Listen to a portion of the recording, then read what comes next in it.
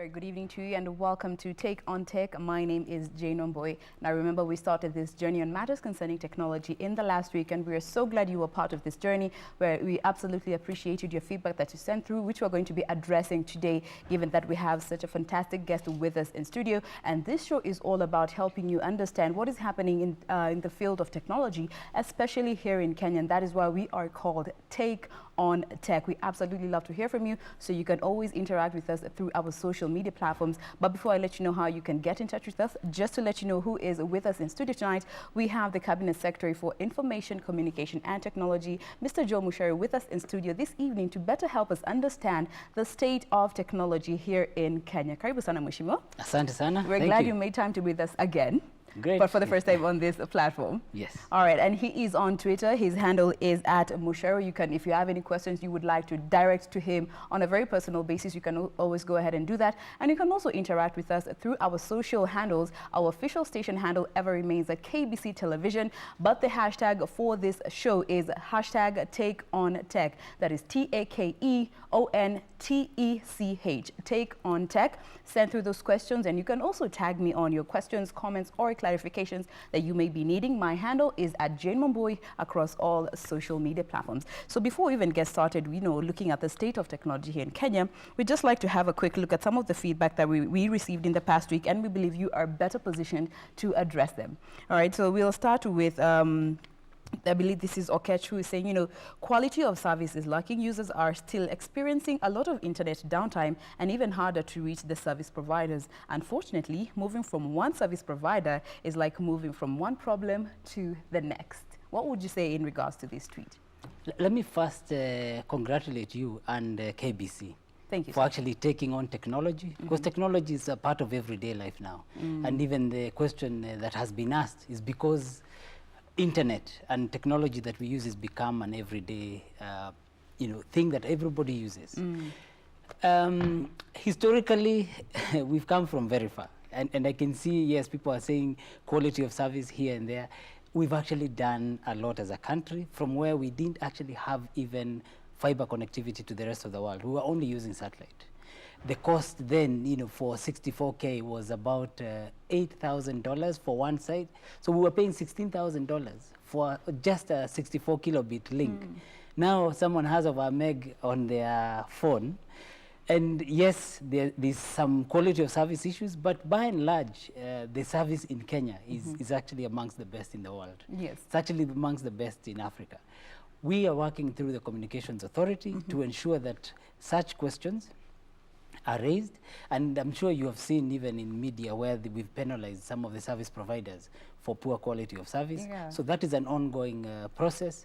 Sometimes maybe they get overwhelmed, but as it stands, the Communications Authority is working very hard to ensure the quality of service is maintained. So in as much as, yes, there is issues to do with quality of service, downtime, we are still making progress when you look at the bigger picture. We're making great progress. Actually, 2 weeks ago, so they're called Internations. This is a group of most expatriates in the world. I think they have about 190 countries. They come together, and they were looking at digital and internet life, and they were saying Kenya is #1 in Africa. And that was announced. I mean, and this is not from service providers, it's from people who are actually using the service, expatriates. Yeah, expats. So they are comparing with many other countries. So in terms of usage, and I'm not saying that, is it Bwana Okech is not, is it Okech? Yes, okay. Yeah, that he's not having problems, but the quality of service in Kenya is really good compared to other countries. We want to make sure that it will even be better. So these small issues are bound to be addressed as time. They are being addressed, okay, and seriously addressed. All right, and we'll actually be getting to look at those articles that were written about, Kenya being the best in Africa, 52nd globally, in terms of even the government being ready for, artificial intelligence in the year 2019. We will be getting to that in not too long. Yes. But there's someone else here who's asking, what is the government doing to reduce the digital divide that is in the country? So the digital divide can be categorized in very many aspects. So the first one is, do you actually even understand the technology? Do you know what you need to do? So there's a knowledge gap which creates the digital divide. So there are people who have the funds, they have the money, but they're not willing to actually invest in the technology. There are those who, again, don't have maybe funds, so they're not investing in the latest technology. So you've still got people who can only afford a mulika mwizi, and others are affording smartphones. So that difference creates the divide. Okay. We're looking at ensuring we have mass production coming into the country. As one of the big 4 objectives of our president, manufacturing is there, and we want, as Kenya, to start manufacturing devices so that the devices can be lower. Already at Jomo Kenyatta University, they've already started manufacturing and assembling laptops and the tablets, which we also have at Moi University. So there are various initiatives that we're putting in place, but we'll primarily work with the Universal Service Fund to see that we can increase the penetration of many of these devices, because the number is just going to increase, it's not going to reduce. But ensure that our markets work so that then we can start manufacturing. This is why you see the president is very hard on illicit trade, ensuring that we protect local manufacturers, local investments, because this is how people will say, oh, okay, Kenya has now, what, 50 million devices that will be bought every 2 years. If that is the case, let us invest there. But if there's all this illicit trade, people importing fake things and so on, then it makes life difficult for anyone who wants to invest. So I think the president is right in the process that he's using to ensure that we can actually be able to put the cost of devices down. In terms of education, the digital literacy program, many people had issues at the beginning saying, you know, we shouldn't start with those kids. Those kids have proven that they can actually really understand and use the devices properly. That is happening, and we are taking this all the way now to university to ensure everyone has the devices, has the knowledge. We're investing now even at Konza. We have the Kenya Advanced Institute of Science and Technology. It will actually open its doors in September of 2020. We've already begun the process with the Korean Advanced Institute of Technology to build the place. Master's and PhD level only. So we're moving even into the higher levels to ensure we're producing, the research is being done here. So it's a lot of work, but it also requires a lot of awareness for everybody. I was very surprised that there were very many people, you know, worried about having digital IDs, which is the Huduma Namba. But I'm sure you will ask me about that. But Huduma Namba is also going to be helping in ensuring that we have a uniform you know, access to services, access to information, so that people are able to work together, and that digital divide is minimized. All right, I know the children, of course, are taking technology at such a fast rate, which is good. But what of, you know, the grown folk, the grown population who did not have exposure to this tech? Because, you know, some of the population, especially in the Mashinani area, they need to access, you know, e-government services, and they need to have the basic know-how on how to handle a phone, how to handle the computer, to access even the e-citizen. Now, are there also any programs that are considering this lot of the population, the grown folk? So as a country, we have to be careful whether things are driven by government or driven by private sector. In most cases, for the technology space, we've let the private sector drive this. So you'll find now, in terms of mobile services, in terms of you know, using technology, SMS, and all these other services, many of the services are being done through the private sector. So we're encouraging the private sector to continue to offer services, to continue to educate and train people, but at the same time, as government, we're ensuring that the programs and the products we're offering are connected to the same lessons, the same products that private sector is offering. And in that way, it's easy. So if you look at eCitizen, you can either use a mobile USSD service or mobile service, or you can go online and actually use. So it's not very different from services you'd be using. And you know, in terms of the world, Kenya is amongst the leading in terms of usage by the adult population on mobile technologies. All right, let's quickly have a look at a few more twists before we get started with the discussions for the day.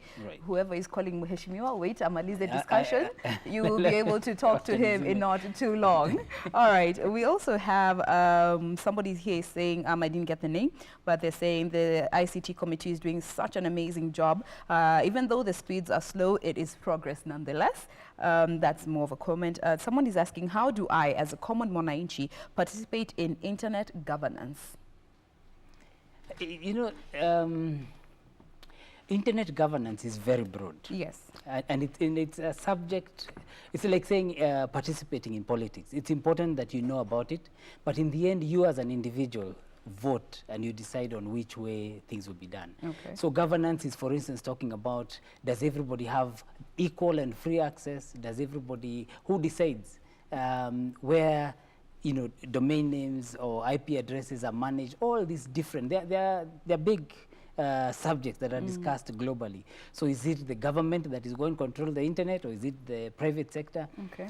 Many of these forums are there. So you'll find private sector has been able to set up its own, whether it's through KEPSA. We have actually the Kenya ICT Action Network. You've got the telecommunication service providers. Yeah. And even as government, when we are setting up policies and bills, we're required by the Constitution to ensure we have public participation, in which case these are all the places that he or she can be able to participate in. Okay.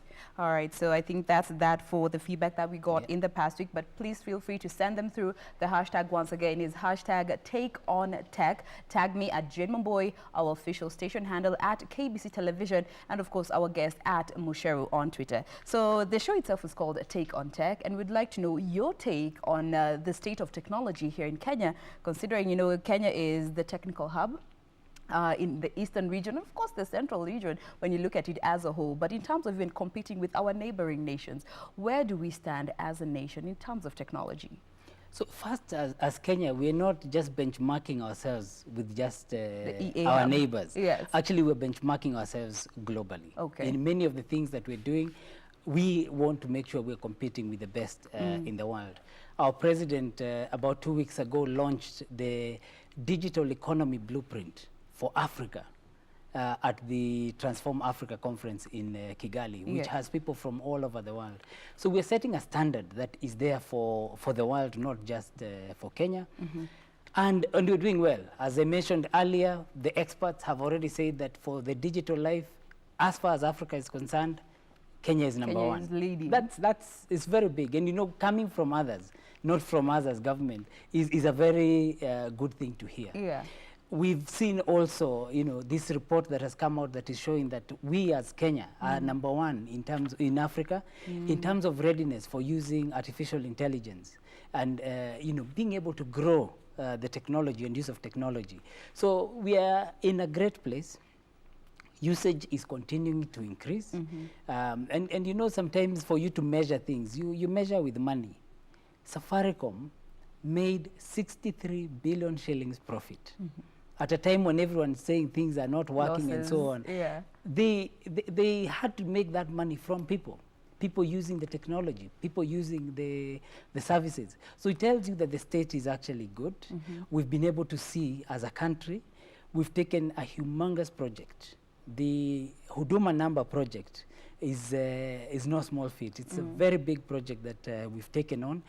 We bought equipment, but we built the software and systems ourselves. Locally. Locally, and local people are actually working on it. To be able to have that kind of team, you know, just ICT officers were over 415. Out of about, in total we had over 50,000 people, but we had even ICT officers. You know, getting some of these people is usually very hard. So we have the skills, we have the people, and we're willing and able to take on very big projects. The kind of savings that we now have from just using, say, the Huduma Namba, when we did the police registration or biometrically, the president was able to announce that over 5,000 ghost police were found. Just from that exercise. If you calculate that, it's close to 6 billion shillings a year that was being lost. So Huduma Namba spending about 7.5 billion is already being paid back by just the savings that we're doing. So as a country, we've embraced. We had over 38 million Kenyans register voluntarily because it wasn't compulsory on Huduma Namba, and they're happy. They now will soon have a digital ID. So the state of technology, the state of tech for us is actually great and moving, and not driven by just government, but driven by private sector, individuals, and I would say the kind of development we're now seeing even in Konza and the uptake that is going on there, it just says the future is bright it for us in surpasses technology. expectations. Oh yes, it All does. right. And you know, Ale, today we're having a discussion. One of our guests told us there's a difference about doing business and being in business. Correct. So we are not just doing business, we are in business in terms of technology as a nation. Now let's come to Huduma Namba. Yes.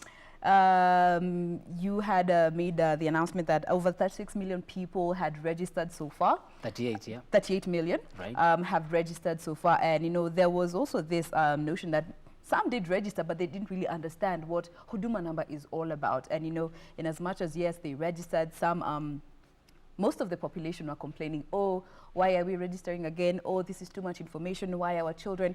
But we did not take that step back to look at what we stand to gain from this Huduma Namba. Maybe you could start by telling us what are some of the advantages that will come with this Huduma Namba service that we are set to have as a people? So first, let me thank Kenyans. I think Kenyans came out in numbers and they were able to be, you know, 45 days is a short time to be able to get 38 million people to voluntarily come and register. And if you look at the people, yes, there was things in media about people asking questions here and there, but they came out with trust. The same way, you know, I remember when M-Pesa was starting and people were saying you're sending money from your phone. And people would ask, I mean, surely is that possible? Yeah. And they're saying that they don't understand, but they came out, and now in terms of digital money, we are amongst the top in the world. Similarly, on this digital ID, this is what will help us, first of all, eliminate all these issues of corruption.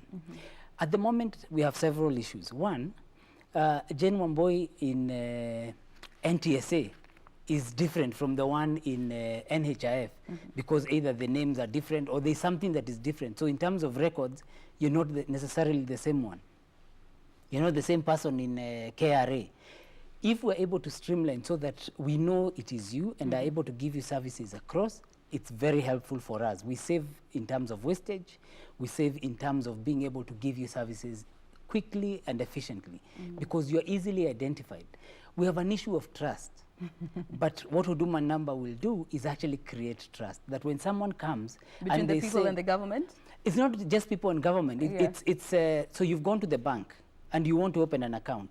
They'll ask for so many things because they don't trust that you're who you say you are. They want so many things. But in this case, with your Huduma Namba, they'll be able to just give you service because they can trust that you're the one because it's a single source of truth. When you go to the government and you want services, whether it's NHIF, they will know that it is you. And whether you're receiving the services in Mandera or in Bondo, because you're the same person and the same ID that is being used, there are not many questions. We can be able to move your data wherever it is and you're able to get the services that you want. From wherever. At the moment, people will go with different cards. So you'll find you've gone to, you know, to hospital and you look at the different illnesses the person has had because of some of the corruption that goes on where people are sharing cards, cards and so on and so forth. You're even being mistreated or treated or for something different. You'll find sometimes even men who have, you know, given birth because they are using someone else's NHIF card, insurance. Most of this will be eliminated and the efficiency will be much, much better. When you go, whether it is now, you know, your title deed and reference to your land, if you've done the transaction, it will be very clear it was you. And so things will move a lot faster. And the security that comes with this is what creates even more of the trust. So we're going to be saying that, and you'll see that in the data protection and privacy bill, other people and private sector should not be holding your data. You must have control of where your data is held, who is holding that data, what does it say. How they're using it. You'll find now in credit reference bureaus, you've been blacklisted, but you have no access to know exactly what's happened, why you're not getting your loans and so on. So a lot of this data will become accessible and easy, and because you can be identified, then it's a lot easier. So, but it will come with time. You know, technology, unfortunately, until you've implemented, people don't see the big picture until it's actually done. Yeah. I'll end by saying when, you know, M-Pesa was started, or mobile money, the governor of Central Bank spoke with the Director General of the Communications Authority and asked, so this mobile money people are talking about, how many users do you think Kenya will have in the next 5 years? And they said with all the networks, everybody combined, the maximum people that will ever use this is 250,000. And that's on the high number. I mean, the we're now estimate. over 30 million. Yeah. You know, so everybody has come and is actually using it. I'm sure the balance of people are very young, and they're not entitled to be able to use mobile money or even have the mobile phone. But generally, people will appreciate the value of this, and our president is very clear that Kenya has to be digital, and this is one of the key ways to make sure that happens. All right, what about the other about 12 million who weren't able to register for one reason or the other? There was this notion that was, an idea that was doing rounds across the country that, oh, you'll be denied services. In as much as there was a court order that says, that no one will be denied services, Huduma Namba is not a must. Now, what will happen to this lot who, did not register for the Huduma Namba? So let me not dispute this 12 million you're saying. Give or take. Yeah, because you see, we haven't got what are the actual numbers. I think we have to wait and see what those actual numbers are. Yeah. And yes, the courts ruled that Huduma Namba is not compulsory. Just as your KRA PIN is not compulsory. Just as your ID is not compulsory. Yeah. So nobody is being forced to do this. And as we said, and even the president announced, people will be able to register with their assistant chiefs. So this is going to be continuous registration. Okay. It's not ended. What's ended is the mass registration, where we wanted to make sure everybody can come in. And I think we've surpassed the target of the number of people we expected.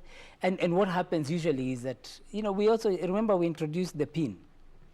When the PIN was introduced, most people did not want to use it. But over time, they found that it's very useful and that they actually need it. Yeah. And we expect the same will happen with the Huduma Namba. Okay. All right. So if you had any doubts, it's to regards to whether you can get services. If you did not have the Huduma Namba, if you're still hoping to register, you can always go do that at the area chief. The process is still continuing. The assistant chief, yes. Not even the area chief, the assistant chief. Yes. My bad. The assistant chief. The registration is still ongoing. It is only the mass registration that ended in the last week. Remember, this is a Take on Tech. We want to take a quick breather, but don't go anywhere. This is a Take on Tech. The hashtag is Take on Tech. Tag me at Jain Wambui, at KBC Television, and at Mucheru on those questions, comments, or clarifications that you may be needing. I will be looking at them when we come back after this break. Don't go anywhere.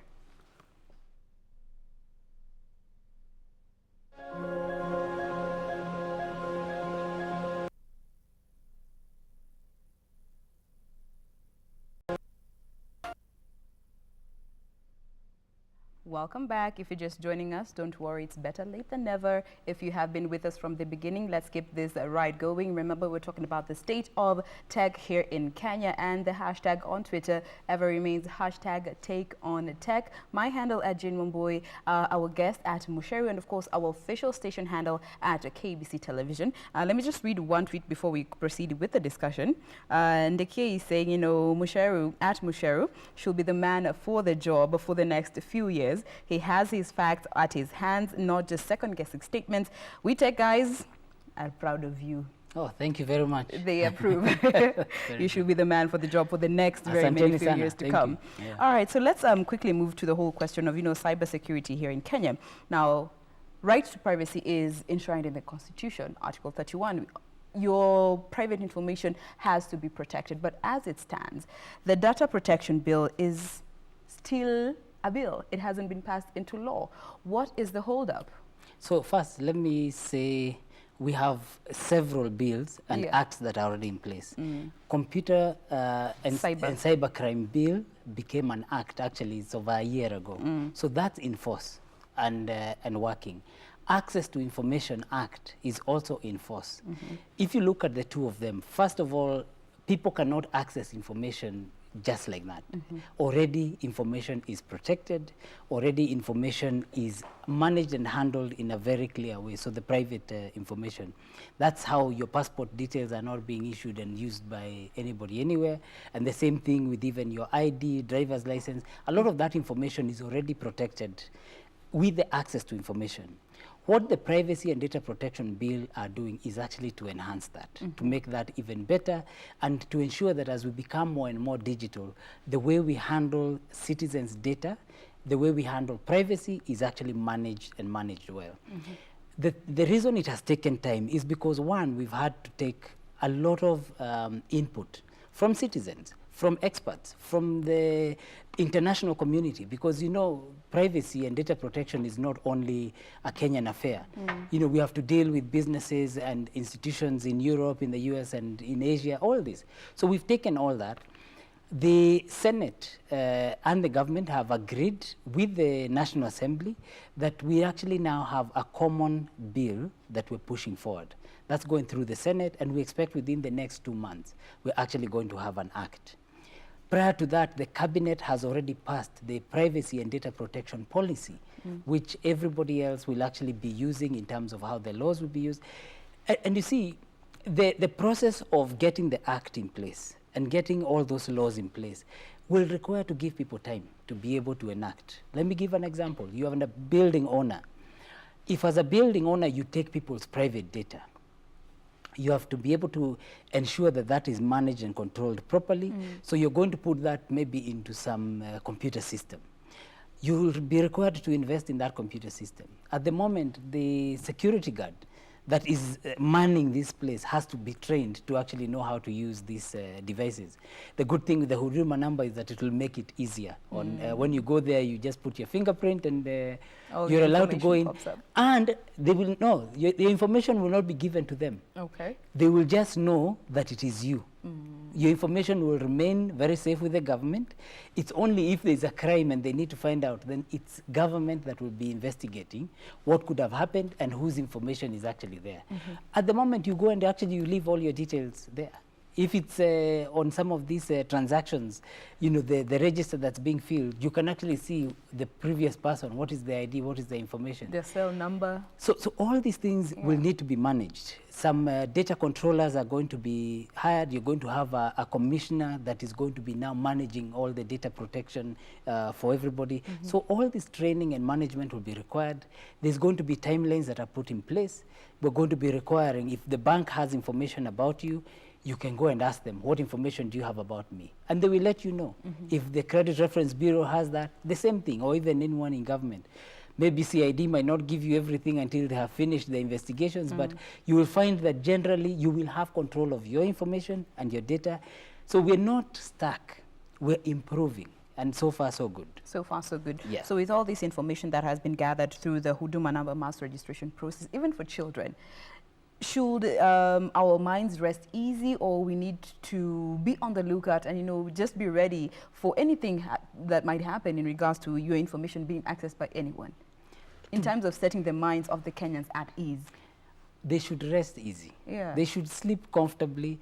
You see, the information that we collected, the Huduma Namba, and all those that registered know, is nothing new. It's not information that you don't have. But what we want to do is that now we will have it in one central place and tell everybody else to stop storing your information unless they must. And they will tell you, you've gone and applied, for instance, you're traveling from Nairobi to Mombasa, and the airline is holding your information. After that, they may be required to delete that information. Why are they holding your data? So that later you're finding out other people are calling you about services because your data is being shared. We're in a riskier situation today where everybody is sharing data than where government itself already has very clear laws on how we manage individuals' data. And we've already demonstrated that that data is safe. Your ID data has always been safe. And so on. I think you will see we'll move on even mobile data, because the mobile phone has become as important. All that will ensure we secure. The mobile operators have been asking us, how can we partner and make sure that this is done? The banks are doing exactly the same. You'll find life will become easier, but everybody should rest easy. I think the fear of the unknown is worse than the fear itself of what could be, which is the biggest problem that most of us are, facing. Now, let's quickly look at some of the programs that, are being rolled out across the country in terms of helping us move forward, looking at our technological sphere. And let's start with the Ajira program. What is the progress so far, given that, it has been really focusing on the youth across the country? Are the youth even appreciating it for a start? In reality, a lot of youth are already working. They are appreciating. In fact, they are ahead of us as government in the things that they are implementing. I meet different companies, and I would say in the last 1 year, so many companies have set up their offices here because of the quality of youth that we have, their ability to use technology. And you know, this report that is putting us #1 in Africa in terms of artificial intelligence, it's because we have some of the best people working here in Kenya. They are the ones who are describing for autonomous vehicles, you know, and drones out there. They're describing what they're seeing, you know, using their systems. They're the ones who are transcribing voice calls and messages that, you know, they're then converting into SMS. They're transcribing receipts, they're translating, they're doing so many things. So we find Facebook recently announced that they are hiring 100 people here, so that they can begin just the process of ensuring, as opposed to using artificial intelligence to find out if there's fake news or, you know, such things, they're now actually using human intelligence. They're using our people and our languages to actually be able to check on that. Microsoft opened their development office here in Kenya, and actually we were with the president when they were making that announcement. They want to hire over 500 engineers. Just to give you context, when in 2007, Google was opening an office here in Kenya, the engineering team went around the continent, and they said they could only find about 10 engineers that could be hired into Google. Microsoft is hiring over 500 now in Kenya. So Ajira is something that we want to promote, we want people to understand. So we're providing what are called constituency innovation hubs. We have over 130 of these where the youth can get free connectivity and devices that they can actually use to be able to work. We're working closely with the judiciary so that we can start transcribing the proceedings that are going on in the courts, so that it can also improve the court processes, you know, for judiciary, so that they are faster and more efficient, and there's less, I would say, opacity in how things are working. So there's a lot of things going on, a lot of innovation, and we have a lot of support. World Bank and other foundations are already looking at how can we expand and grow this. And so in Kenya, we have hundreds of thousands of youth that are working. Some of them are currently afraid to come out because they think Njeraine or Kenya Revenue Authority is going to be after them to ask for taxes. Taxes are good. When they are paid, that's how we're providing the free Wi-Fi and other things. That's how we're providing the free medical. And you know, if you're paying tax, it means now this digital work is actually real work. And you can even go to the bank and they will give you money. The president is working very hard to ensure that we're making money accessible to our young people so that they're able to do this. I don't know if you've seen the Stawi product that was recently launched by 5 banks and guaranteed by the central bank. Now the youth are able to borrow anywhere between 30,000 and 250,000 for either 1 month or up to 1 year at 9% interest. To put that into context, that means you can borrow 100,000 shillings a month for less than 800 shillings. These are systems that are being put in place, but the banks are telling us, please, can we have this digital ID? Can we have the Huduma Namba, so that if Wambui is the one who has borrowed, we know she's the one who has borrowed. And then we can actually even make things more accessible for everyone. So there's a lot of things being done. And Ajira is really to play, to get the ecosystem working so that everybody makes this work. It's not a government program alone. It's one being done with the private sector. So we work closely with KEPSA and the education, just to make sure that everybody is able to understand and actually benefit. And we will be the freelancing headquarters of the world. We're getting there. Amen. 638,000 people used the digital technologies last year, according to KNBS. Huge number. Wow. So we are happy, and we hope that will go to over 1 million, 2 million, and to 10 million. And that way we will compete with anyone in the world because of our skills. All right, so looking at even the future of Ajira program and also this community innovation hubs, there's supposed to be 4 in every constituency. So far there are 130 across the country. Are there any timeframes that we are working with in order to even accelerate the process of, you know, technological advancements here in Kenya, to even, because these are really targeting the youth. The youth is the future of the country, so, and we cannot ignore the population of the youth when we want to see progress for our country, not just technologically, but even politically and socially. So in terms of actualizing these programs, is there a time frame in mind that we need to work towards? We had hoped we'd have over 1,650 already in place. That's all the wards that we have. So we were saying 4 per constituency, but we really want them to go to the wards. We actually want, one of the objectives which we haven't pronounced that we want is actually at some point, free internet should be walking distance to any young person that actually wants to gain access to the internet, have information, whatever they need. We are in a bureaucratic process where, you know, how we've structured this, we're working with members of parliament and the Constituency Development Fund so that they can tell us, here is where we set up this service so that we can be able to make it work. Okay. So far, not all of them have come forward. We're hoping that they will be coming forward. Actually, we've got many requests for them to come so that we can actually set up. So we hope even this year, we can be able to roll out, you know, all the ones that we need to roll out. But we require the partnership with the members of parliament. So far, they seem very keen to move forward. Many of them are new, so we are starting again educating and working with them so that we can roll out. And, you know, what we want is that we just don't want to put in the center. We want that center to be vibrant. We want that center to be providing training. We want that center to attract the youth. So we just don't want to build it without the partnership with the members of parliament and the community. That is why it's taking time, because the community has to be part of it. Otherwise, it's just going to be an elephant, a white elephant, where people come, they come and just enjoy the internet, but they're not benefiting from all the skills and training that is provided. So it needs to be effective. Correct. All right. We're also pushing it in all the TVETs, so working with the Ministry of Education to make sure that in TVETs, the equipment and infrastructure that we're putting in place will be available so that people who want to work online will be able to have access. It's something the government is committed to, and you will see, even in the new curriculum that is being set up, that's going to be in the digital devices, it's going to be in the labs that we're putting in place, but even in the TVETs, we're combining so that, you know, you can't train kids on how to use devices when they are young, and then now when they get to, say, standard 3, standard 4, they have no devices. I think that would be very irresponsible of us as a country and as a government. So we intend to ensure that this continues. And so it's becoming part of everyday life within the Ministry of Education. Initially, there were questions, is this the way to go? But now there's no questions about it. It is working. Training for teachers is happening. Unfortunately, you train some, they retire, you have to retrain others. So it's a process. It's one that has to continue. As opposed to an event, it's something that we'll continue doing in our lives. All right. And now just speaking about, you know, the education docket, in the interest of time, we want to just touch on it a bit. The first phase of the digital literacy program has been happening since 2016. You issued out the devices, and phase 2 is set to start in July. Now, so far, in phase 1, it was about issuing out the devices. What is expected in phase 2 and even phase 3 when time comes?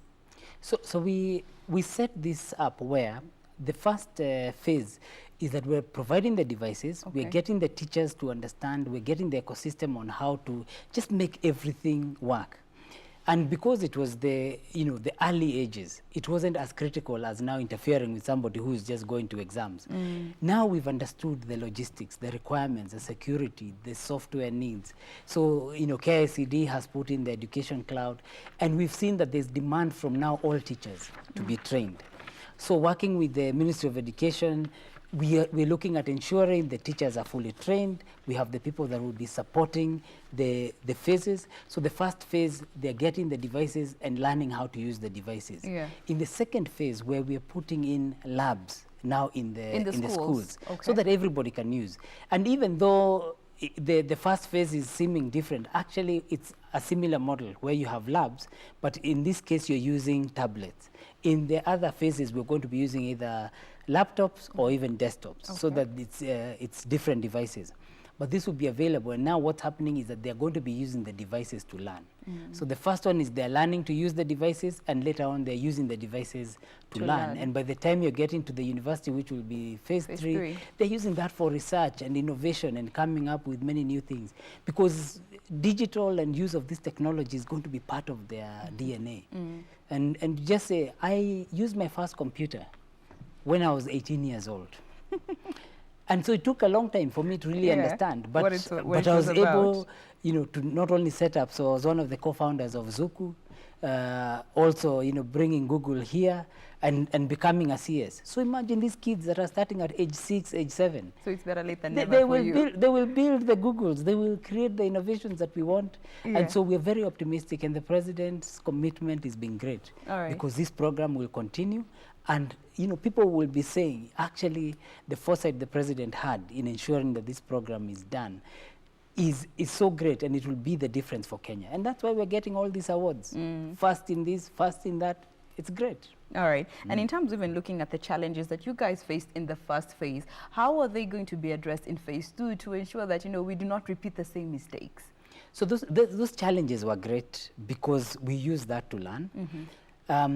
But other than challenges, we also learned a lot of things. So like now the education cloud, the kind of content that we need to put there to ensure that it's available, the kind of equipment that was being put to ensure we have the right electricity so that it's working. So what's happened is that in some schools, the solar panels and systems failed, and therefore, even though we've put the kits, there were issues. So all those are being addressed. And with the last mile program, you're seeing a lot more connectivity in terms of power to the schools. The teachers are understanding and learning a lot more. The members of parliament and senate are also really on our backs, making sure they are following and seeing how is this money being spent, how is it being used. And so we are learning. And one of the key things we looked at was we cannot keep on importing.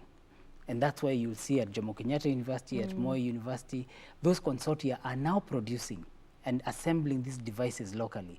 And we can expect that this will now expand and grow. And so we have many things in place that are going on, and the Ministry of Education is really embracing this, and so far so good. All right, so the lessons learned will be put to good use.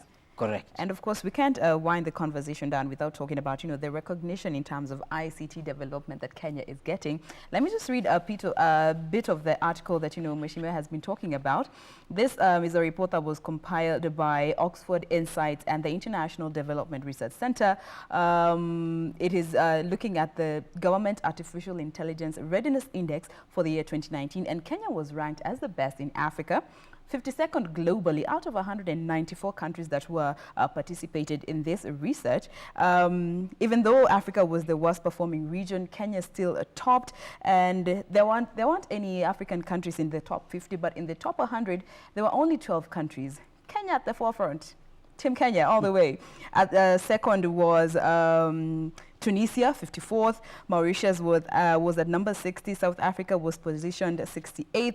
South Africa, which is considered one of the leading countries in Africa, came 68th. So many positions behind Kenya, and finally Ghana, number 75. Now, being recognized on such a global level, what does this mean even for the Kenyan economy as a whole?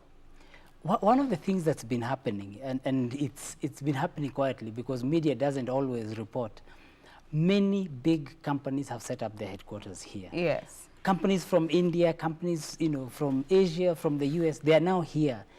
And you'll find, like, as government, we already partnered with IBM almost 10 years ago to build the first research lab that they were setting up in this region, which had artificial intelligence and some of these technologies that we're talking about. So it means that first, many jobs are coming here.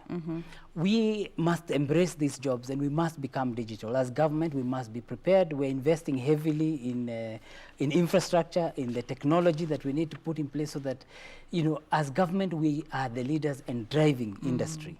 We're finding that the partnerships we're creating with private sector are actually working.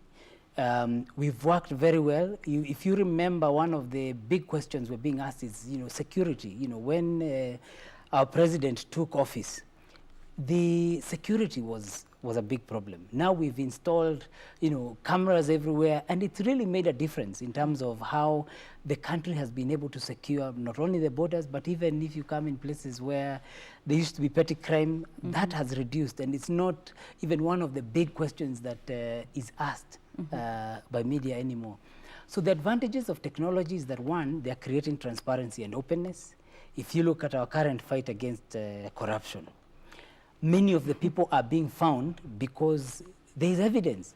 You know, people are saying, if me said this and said that, because it's there, who logged in and who did what. Yeah. Many of those, even in KRA, where you're seeing all these issues, is because the technology is actually helping. Yes. So it's improving many of the things that we do. So technology isn't a means to an end on itself. It's actually a support function. So you'll see even in Big Four. Now, if we want to roll out health, you know, identification, and many of the services required are going to be in there. But many jobs are being created. As I mentioned, you know, a company making 63 billion profit in this day and age shows that this is an industry that is growing, and that's how we're seeing it develop. And I can see your pride when you just talk about this article and how Kenya is being positioned on a global scale, given we're in the sub-Saharan region. Now, before we wind up, let's just have a quick look at, you know, the feedback that we're receiving on Twitter. The hashtag, remember, is that hashtag take on tech. Let me start with CZA Poet, who's asking, what is the state of Studio Mashinani? So Studio Mashinani, I think maybe you should answer this because it's driven by KBC, but it's one of the Ajira projects. Yes. As you know, recently the film sector was also moved into my ministry, and we've been working extremely hard to get the sector really to become vibrant and to work. So we're looking at the policies, and where Studio Mashinani fits is the infrastructure that's required for not only the films, but also for music, and the areas where our youth are also very talented, and we can actually work with them. So we're finding we have some great opportunities that are happening. The chair that we just appointed, the president just appointed to the Kenya Film Commission is also now the head of Netflix in Africa, actually. So we're finding that even those big players are coming here. We started a film competition, script competition. We got over 500 entries. We've shortlisted 20. We're about to make the announcements on that. And many of them will be using a lot of this infrastructure that we're putting in place. Yeah. So Studio Mashinani, there's now Cinema Mashinani that KFCB is actually rolling out. We'll combine all this and work with the counties to ensure that film and the creative sector are large and will contribute huge to our GDP and to employment. And of course, the land that belongs to KBC across the country needs to be reallocated back to KBC. We get the titles and spread, you know, the network that KBC has in terms of even growing Studio Mashinani. And just one Actually, last on that one, you'll be happy to know that Kiraide's job, who is now in the ministry, is to make sure that all those titles are taken back and protected, because there's many things that we need to do in ensuring that we actually grow this sector for the youth. And you will see a lot of good activities that is set to happen. Yes. All right, one last tweet from George Ombo, who says, we thank the Waziri for partnering with counties in ICT transformation, but what is the ICT ministry's plans for revenue collection systems for the counties? Great question, and thank you for that question. We have a great program that is going on. Actually, the president has been spearheading this. To begin with, we don't have up-to-date maps of the country. So there's been a joint mapping effort that's been done to ensure that we have all the maps that are available for the country. I think now we are at about 7 counties already done. In those maps, we're also including the cadastral data, you know, data that shows this is the LR number and what is what is on that land and what is being done. And so we're building even the revenue collection model. And to give you an idea, yes, Nairobi County, they have in their records about 140,000 properties. But in reality, after mapping, we found that there's over 1.9 million properties. So more than 1.5 million people are not paying any rates. And even with the existing rates, if this is actually managed and managed well for collecting revenue, they would move from the current 8 billion they're collecting to almost 80 billion. Nairobi County should be lending us money. But right now, because they're not using technology and all the things that they should, we're losing quite a lot. Now they're chasing Mama Mboga instead of actually chasing the people who should actually be paying for all these things. We need to get the systems in place. And so I'm very pleased that the Council of Governors and ourselves are working together to create the revenue management system that will help in terms of collecting revenues across, making it easier for you to be able to pay your taxes. It's open, it's transparent, nobody's coming and pushing you. You've seen the issues some of the traders had where they were held captive by some of these people, consolidators who are consolidating their goods, They bring the goods here, they pretend they're for export, but these people don't even know where their goods are. The president has made sure, now the manifest will show who the owners of the goods are. There's a master manifest, and it will become a lot easier and cleaner for everybody to do real and clean business. Yes. So revenue collection and management is at the core of the systems that we're putting in place, and that's how we're going to see a lot of transformation. When people say that we are over borrowing, whereas that is not true, there is so much we're not collecting that we should be collecting to actually just improve our lives. We need to stop this klepto behavior that is happening across the country. Be honest, man. Yeah. You want a fantastic country, help in making it as awesome as you would like to be. And with that, we've come to the end of today's program. An hour has gone by just like that. But thank you so much for being part of Take on Tech. And thank you, Mheshimiwa, for making time to be with us on this second show of this fantastic show that we are hoping will bring the change and, get the word out there. And we hear what people think about the technological space here in Kenya.